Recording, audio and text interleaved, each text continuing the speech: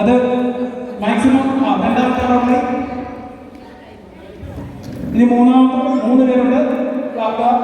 മൂന്നാമത്തെ ആളുണ്ട് കോട്ടയം. നന്ദനയുടെ നെറ്റിക്കുന്ന ബിസ്ക്കറ്റ് ഇരിക്കുക.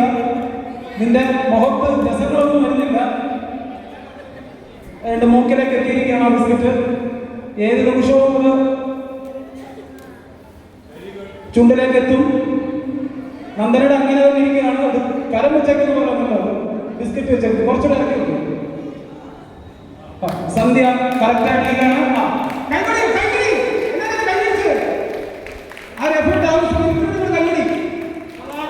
അത് ഏതാണ്ട് മാക്സിമം ചിരിക്കാൻ നാക്ക് ഉപയോഗിക്കാം.